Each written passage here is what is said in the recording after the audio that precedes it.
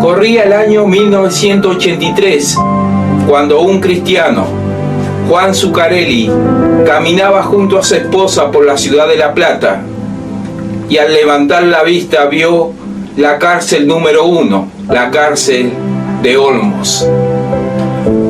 Dice él que sintió el deseo de llevar la palabra de Dios a toda aquella persona detenida. Cuenta en sus memorias que primero le dijo a Dios que se había equivocado y rechazó esa misión que Dios le había dado. Luego pensó que eso fue un error, pero sin embargo el deseo de su corazón de compartir lo que Dios había hecho en su vida a los detenidos persistió en el tiempo. Y es allí donde un hermano que iba a la misma iglesia le sugiere que la única manera de llevar la palabra de Dios a las cárceles era si él se convertía en un guardia de seguridad, que él se convirtiera en un guardia cárcel y estando allí adentro podía predicar la palabra de Dios. Y es así que, siguiendo el consejo de aquel hermano, él se anota en la cárcel y es enseñado y es instruido acerca de las reglamentaciones internas que tienen los guardiacárceles. Al recibir la instrucción y al recibirse prácticamente en la escuela, él le pregunta al instructor si es posible compartir la palabra de Dios a los presos. El instructor le dice: ¿de qué religión sos vos? Y Juan Zuccarelli le dice: yo soy evangélico. Y el instructor, mirándolo a los ojos, le dijo: yo odio a los evangélicos, y desde ahora en más yo voy a ser tu Dios, y tu Dios hablará a través míos para que vos me escuches. Juan Zuccarelli fue designado a estar en la Guardia Armada. Se le dio un arma y se le dieron las consignas para que no se escape ningún preso.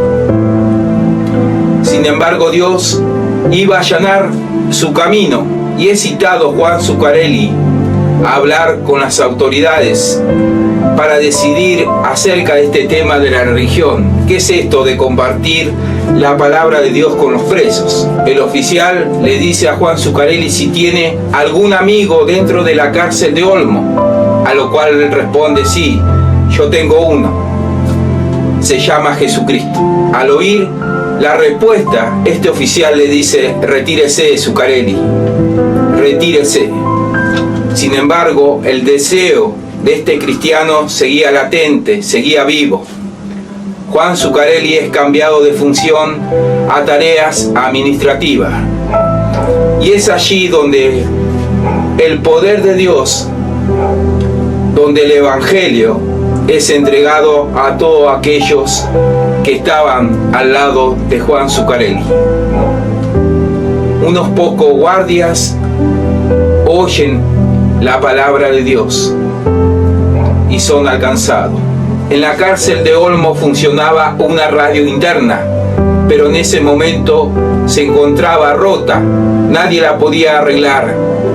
Y es allí que un hermano siente el deseo de poder participar en esta obra de llevar el Evangelio a los presos.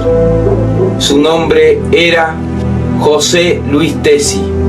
José Luis Tesi tenía conocimiento de reparaciones de radios y habla con las autoridades y le dice: yo soy capaz de arreglar la radio, pero con una condición, que me permitan transmitir mensaje cristiano. Las autoridades de la cárcel aceptan esta propuesta y es así que Tesi arregla la radio y comienza a funcionar como emisora cristiana. En esa época eran solamente 4 cristianos, 2 presos que se habían arrepentido. Y es allí que Juan Zuccarelli, el guardiacárcel que se había convertido en funcionario público por amor a los presos, y Juan José Tesi, aquel técnico, comienzan a incentivar a esos 2 presos para hacer la primera reunión dentro de la cárcel de Olmos. Y es allí que le dicen que sería bueno que inviten a algunos presos para escuchar la palabra de Dios. Y fue allí que estos detenidos comienzan a transmitirle a los demás que iba a haber una reunión evangélica. Y la primera reunión se movilizaron 300 presos. Juan José Tesi abre la palabra de Dios, habla del perdón, habla del arrepentimiento, y fueron 100 presos los que se arrepintieron. Y es allí donde comienza Dios a abrir el camino para que en esta cárcel tan peligrosa se empiece a conocer el Evangelio. Un tal García y un tal Chiquito González fueron los 2 primeros internos que aceptaron al Señor en su corazón luego de escuchar la palabra de Dios. El Señor seguía utilizando a Juan Zuccarelli, aquel guardiacárcel que por amor había aceptado el desafío de ser un guardiacárcel para llevar la palabra de Dios a los presos. Se lo seguía usando en esta función que él tenía de administrativo, lo que permitía que distintos hermanos ingresaran a la cárcel de Olmo a predicar la palabra. Y también aquellos hermanos que hacían donaciones para hacer la primera iglesia dentro de la cárcel. Pero sin embargo, estos primeros cristianos eran maltratados y eran perseguidos por sus iguales, ya que no se podían defender, ya que Dios había tomado su vida. Había que demostrar que había un cambio genuino en su vida. Realmente estaban en un callejón sin salida, pero decidieron hacer una cosa: doblar sus rodillas, ayunar y orar a Dios para que le diera una solución. Luego de 75 días orando y ayunando, las autoridades le van a permitir que los cristianos habiten en celdas individuales en los pabellones. En 1987, luego de 4 años del deseo de Juan Zuccarelli de predicar la palabra de Dios a los presos, las autoridades le permiten tener una celda en el 5º piso para vivir distinto, para vivir de acuerdo a las reglas de Dios. Un año más tarde, en el año 1988, la palabra de Dios se extendía y las autoridades le permitieron en la cárcel de Olmo, aquella cárcel que tenía 5 pisos, que un piso fuera exclusivamente para cristianos.